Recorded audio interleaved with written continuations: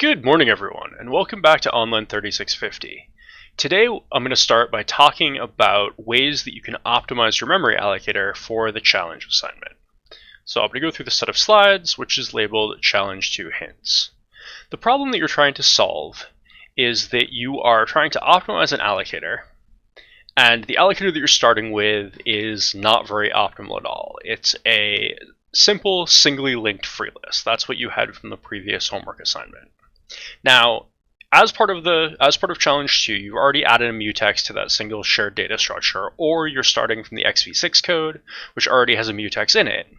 But you need to make the test run a lot faster, and there's some problems. Specifically, well, before we get into what the specific problems are, let me talk a little bit about broad strategy here. And it's important to point out that optimizing allocators is a relatively difficult problem. You could hire a team of 10 people and spend 5 years and $1 million on this problem. Both Google and Facebook have done that, and I recommend not doing that primarily because it would be a violation of the academic integrity policy. You're not allowed to hire 10 people to do your homework for you. Also, if you take 5 years, you're not going to submit on time, so you're not going to get any points anyway. So what you want to do is you want to start with the simplest thing that could possibly work. Then you want to run that, and then you want to benchmark that, and you want to see whether it's fast enough. And if it's not fast enough, then you want to optimize using the simplest optimization plan that could possibly work. The reason you want to use the simplest optimization plan that could possibly work is because you want to get to trying it and making sure that it works, and then you want to get to benchmarking it so you can discover whether you succeeded or not as quickly as possible. It's going to take 2 or 3 iterations, and so if you try to spend the entire week for the challenge assignment on one master plan that will solve the problem, if the master plan fails, you're not going to have time to complete the assignment because you spent all your time on the complicated solution. So start with simple solutions and iterate as much as possible. Expect to do really at least 2 from scratch rewrites of significant pieces of your allocator. All right, so you have 2 specific problems that you need to solve in this optimization process. The first problem is the data structure. You're working with a singly linked list, and that's just innately a slow data structure. It's going to force linear time operations, and we can do better than that. We have computer science. Computer science gives us ways to do things faster than linear time, especially the things that we're trying to do in a memory allocator. Now, the second problem, and possibly the problem that you should pay attention to first because it is sort of easier to solve on its own, and it has impact on the other part of the problem, is dealing with both lock contention from the mutex, or the mutexes that you're going to have in your allocator, and deal with data structure contention. So if you have a singly linked list with a single mutex on it, that every operation involves taking the mutex and then doing linear time operation, that program's definitely going to spend all of its time traversing the singly linked list in the memory allocator. You want to solve that problem as soon as possible. So as I said, you should work on the contention problem first, and the 2 techniques that you want to consider in order to try to approach that problem are splitting your allocator into multiple arenas. By that I mean making a complete copy of the entire data structure and making a bunch of those copies of the entire data structure and having them be separate data structures with separate locks. If we're talking about a free list, this means having an array of free lists where each free list is going to have its own lock. If you have some more complicated data structure, then it means having multiple copies of that entire data structure, and the entire collection of locks or whatever deals with sort of thread coordination. And each one of those complete copies of the allocator data structure is an arena. The other approach is to take advantage of thread local storage. Thread local storage is a mechanism that allows us to have something that sort of acts like a global variable that is specific to one thread. So the absolute simplest thing you could do is make your free list the global variable that is the head of the free list. You could make that be a thread local variable, And if you did that, then instead of having one global free list, you would have a separate free list for every thread. And that's actually something to benchmark. That might be faster. It's not the sort of optimal solution. You get into complications, especially in the test for the challenge, where you allocate in one thread and then free in another, and it's not always the same thread that's allocating and then resulting in freeing in the same other thread. So just having thread local free lists probably isn't the solution that you want, but that's where we're going with thread local storage. And then sort of the complicated version is you have a combination of multiple arenas, so you have multiple copies of the same allocator structure, along with multiple global copies of the same allocator structure, along with thread local something, which could be thread local arenas, which are the same as the global arenas, but they don't have locks on them. Or you could have some sort of thread local cache, which is a different data structure entirely. Maybe you have every thread has its own free list, but then there's something more complicated globally. Or, I mean, even we get into more complicated things, like the global allocator is a buddy system, and the thread local allocators are buckets. And this is the design question that you're supposed to be solving in the assignment. But these are the tools that I recommend that you look at first. So multiple arenas, as I mentioned, an arena is a full copy of the data structure for your allocator. And then the trick with multiple arenas, this last bullet point here, is that to avoid fragmentation, you want to make sure that when you allocate memory from an arena, then later when you free memory, it goes back to the arena that it came from. This allows you to coalesce blocks of memory that are next to each other together into bigger blocks, which is what we need to do to avoid fragmentation. And this is sort of the complication with just having thread local arenas, is that the benefit to thread local arenas would be not having to have locks on them. But if we're freeing to other threads arenas, then we have to have some lock-like mechanism. There's tricks that you can get into, like having no lock on the local arena, but every arena has sort of like a mailbox that's just like a linked list of things that other threads have tried to free into that arena. And then whenever you do a memory allocation operation on the thread local arena, you have to take the lock on the mailbox, check to see if there's anything ready to be freed.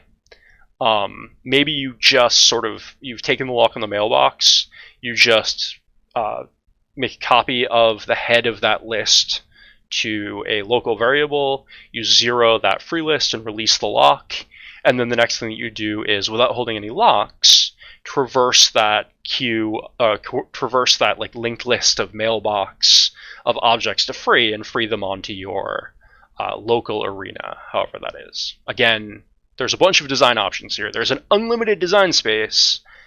The question is, what can be implemented quickly and what will actually work? That's what you have to find. Thread local storage. In order to see how to actually do this, you're looking for two things. You want to take a look at the pthread create manual page. That's the pthread standard way to do thread local storage. But the thing that might be even easier is to Google this __ thread keyword, which is a GCC specific extension to C. And that sort of just magically lets you take something that would have been a global variable and turn it into a thread local variable. So you can actually generate sort of thread local free lists by just adding this thread keyword to your free list. But you want to go look at the documentation to understand what that's doing. Now, once you've dealt with the issues of multiple threads, or once you started thinking about the issues of multiple threads and come up with a solution for it, the more difficult part of this assignment is going to be to try to improve the data structure. We're starting with a linked list, which is going to have linear time operations, and we've talked about other systems like the buddy system or buckets, and I'll go into more depth later in this lecture about those ideas. But with those ideas, we can get down to either sort of constant time or log n time, and we get into this question of, is log n really different than constant time when log n can't really ever be greater than 30? And that's sort of a academic debate. I mean, we're in a college class, but it's even a little bit too academic for us. So either of those things, if you can get it down to log n, you've gotten it to be sort of logically fast, and probably the asymptotic complexity isn't what's slowing you down anymore. It's going to be something else. Now, both of these strategies have this property of they're going to speed things up by limiting allocations to specific sizes so that we can go look in a bucket of free chunks of memory of a specific size and then very quickly find out whether something's available or whether we have to allocate more stuff at that size. To take advantage of that for optimizing, one thing that you definitely want to do is go look at the test programs, see what they do, maybe even instrument them. And by that I mean put in printfs to see what they're actually doing. How big are the allocations? You could even put in some global variables in the allocator that generate a histogram of allocation sizes just to see what's going on, to see what are you optimizing for. And with that information, you can do stuff that for a sort of general purpose allocator would be horribly cheating, but for this assignment, maybe the optimal strategy. All right, so the two things that we're talking about are buddy system and bucket allocators, and they're both sort of the same general problem, same general setup. Instead of having one free list, we're going to have an array of free lists. Every slot in the array is going to point to free blocks of some fixed size. In buddy system, they're going to be powers of 2. In a non-buddy system bucket allocator, we probably have powers of 2, like 8 and 16, but we also have some intermediate values. When you look at j-malloc, the allocator that we talked about last class, or that you saw the video for last class, they have a whole ton of sizes. So they'll have 1024, 2048, 3072, 4096, 5124, whatever the 5 times 1k number is. And they'll just have every interesting size as a possible size that you can allocate, but they've still reduced it to be a sort of finite number that there are sort of O log n of in order to reduce fragmentation and to speed up allocation so they don't have to do arbitrary packing. Now, with a perfect bucket allocator, we can get down to 01, but there's some complications in making that work. I'll talk about that in more detail in a little while. The one thing to keep in mind on dealing with a bucket allocator, if that's what you end up going with, is that naturally one of the things that you do to deal with coalescing in a bucket allocator is you'd ignore some coalescing. And for the tests on the challenge assignment, you can't just ignore coalescing because the tests expect you to free that if all memory has been freed by the user program, all memory should be reusable at different sizes later. So you do have to coalesce. So if you're doing independent M maps for each size in a bucket allocator, you want to keep track of when the entire page or the entire chunk that has been allocated for that size is free. You should either M unmap or sort of globally free back to something that can be allocated at different sizes. Yeah. And that's what it's recommending here in this coalescing slide. Alright,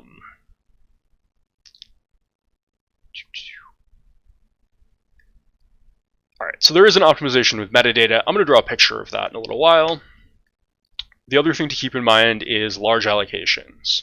We already have this idea in the design from last assignment that for allocations smaller than a page, you allocate them with the free list. For allocations larger than a page, you allocate them by calling mmap directly. With all of these other allocators, especially when we get into pointer arithmetic trickery allocators like the buddy system, or this sort of multiple objects in a page with shared metadata bucket allocator that I'll describe in a little while, you have to make sure that you still are doing large allocations and that large allocations follow the rules that smaller allocations follow, so that when you free the large allocations, you can find the metadata by subtracting header size from the pointer or whatever it is that you do in order to get the thing to work out with. And that may require things like fixing chunk alignment larger than you necessarily would have to if you weren't doing more trickery. So that's the intro that I want to talk about, and the remainder of this lecture is going to be going into more detail about how to optimize specifically the buddy system and a bucket allocator to take advantage of like how we can pack things together in a more complicated way for the challenge assignment. Now, the mechanisms that I'm going to describe in the remainder of this lecture are possibly more complicated than you need. You may want to take ideas from the designs that I describe rather than trying to take the designs as a whole thing and actually just go and implement them. You've only got a week. Be efficient with your time.